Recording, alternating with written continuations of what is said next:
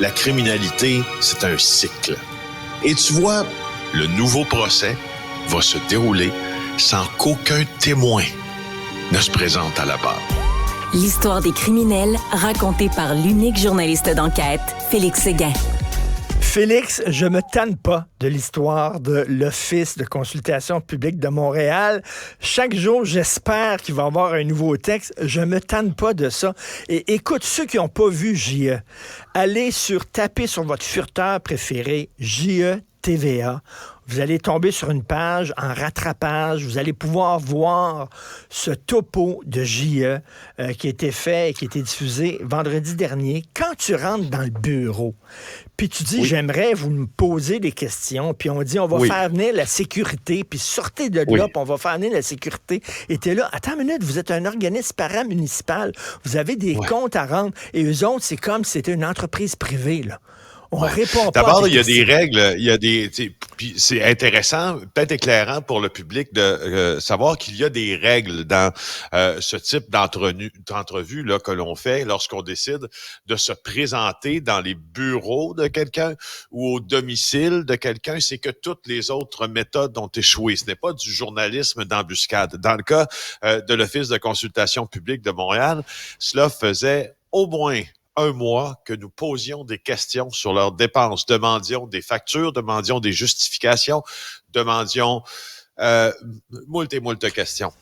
Et on n'a jamais reçu de réponse. Et à un moment donné, on a dit, bon, mais nous aimerions maintenant que vous puissiez vous asseoir avec nous afin de nous accorder une entrevue pour répondre à des préoccupations, puisque vous êtes au service du public que nous avons et que nous croyons que le public avant, ça nous a été refusé.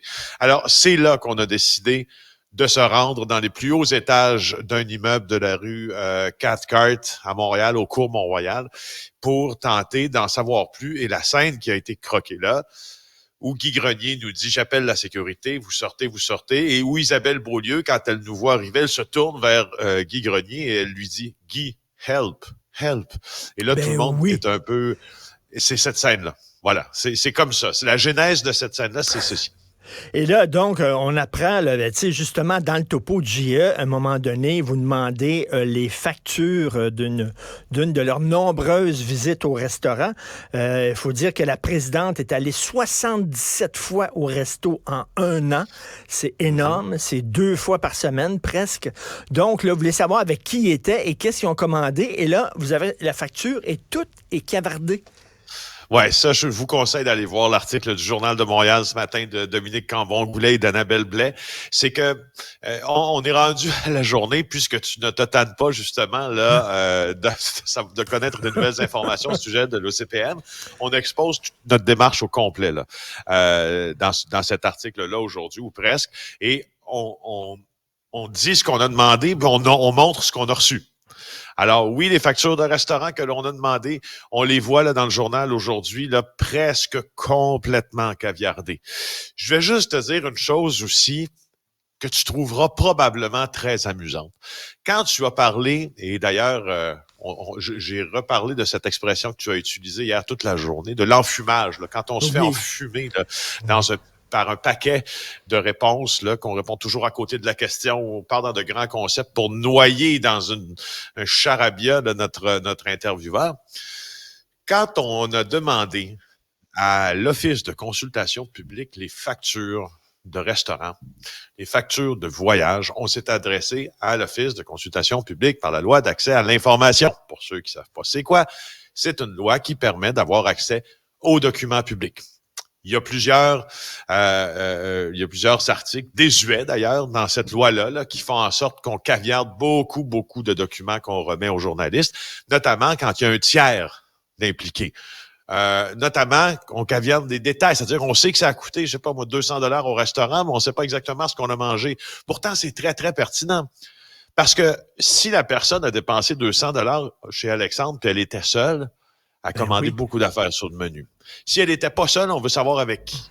Ce qu'elle a commandé sur le menu, est-ce que c'était juste de l'alcool ou c'était juste des victuailles de nourriture? Est-ce qu'elle parlait de job? Est-ce qu'elle parlait, c'était là avec sa cousine ou avec son chum ou avec sa meilleure amie, puis pas quelqu'un du bureau, c'est différent. Mais maintenant, je vais t'amuser encore plus que ça. Sais-tu c'est qui? Sais-tu, entre autres, de qui on demandait les factures à l'OCPM? Guy Grenier, celui que vous avez vu là lorsqu'on est arrivé dans les bureaux de l'OCPM. Et sais-tu qui est responsable de la loi d'accès à l'information à l'OCPM? Non. Guy Grenier. Qui est au Brésil. Alors, on le salue. Qui est au Brésil, absolument. oui, qu'on salue. Sacha Distel le salue aussi, avec l'incendie à Rio. Pas pu m'empêcher de faire certaines analogies avec Rio qui brûle et Guy Grenier qui s'y trouve. Mais écoute, est-ce que tu vois toute la stupidité de ça? Moi, Richard, j'enquête sur toi. Je te demande tes factures. C'est toi qui es responsable de la loi d'accès à l'information qui décidera si tu vas me les donner ou non. Mais c'est n'importe quoi. Ça, c'est de l'autogouvernance suffisante et qui est là dans un simple objectif, c'est que tout reste hermétique. Ça me fascine. Ça me fascine. Et d'ailleurs, M. Grenier nous a toujours fourni aucune facture de voyage, d'hôtel, de billets d'avion, de facture de repas sous prétexte qu'il s'agit de renseignements personnels. Seulement les tableaux de dépenses nous ont été fournis. Écoute, là, Guy Grenier, il semble là, qu'on lui ait demandé de revenir au bercail, là. Alors, mais il est au Brésil pour des vacances personnelles actuellement ou c'est encore professionnel? Non, s'il représente l'OCPM au Brésil, là, un forum X ou Y, mais là, il semble qu'on lui a demandé d'écourter son voyage et de rentrer à la maison. Il est même en photo, là, pris en photo au Brésil, là, dans un Xème forum, dans lequel il s'exprime. Écoute, incroyable quand même. J'ai hâte demain s'il y a d'autres choses. Et c'est quoi cette histoire-là? C'est quoi cette histoire-là d'un enfant de 3 ans qui est mort parce qu'on lui a tiré dessus avec une arme à feu? Qu'est-ce qui est arrivé? C'est un accident ou quoi? Ben, écoute, il y a un homme qui est accusé, un jeune homme de 19 ans, là, chez qui cet enfant-là est en vacances, qui est accusé de négligence criminelle causant la mort. OK? Négligence criminelle, ça veut pas dire que c'est lui qui a tiré dessus, ça veut dire qu'il n'a pas donné là, qui ne l'a pas protégé ou qui n'a pas agi là comme quelqu'un de responsable, raisonné en semblable matière. Mais ce qu'on sait, c'est qu'il y a un enfant de 3 ans qui est mort par balle à Bois-des-Filions. Chez des membres de sa famille, j'ai jamais vu ça. Et le mystère est assez épais autour de ça. Beaucoup d'analyses au laboratoire de sciences judiciaires de médecine légale pour récolter tous les événements. Mais ce qu'on sait, là, je sais qu'il nous reste 30 secondes, il y avait une arme dans cette maison-là. On ne sait pas pourquoi il y avait une arme dans cette maison-là. Il y a d'autres gens mineurs aussi qui sont interrogés par rapport à la mort de l'enfant. C'est incompréhensible, honnêtement. C'est quoi la chicane, le poignet, le coup est parti? On n'en sait pas rien, mais ça s'est passé ici au Québec. Merci beaucoup, Félix Séguin. Exact. Au revoir. On se reparle demain. Bonne journée, Félix. Salut. Bye. Avis à la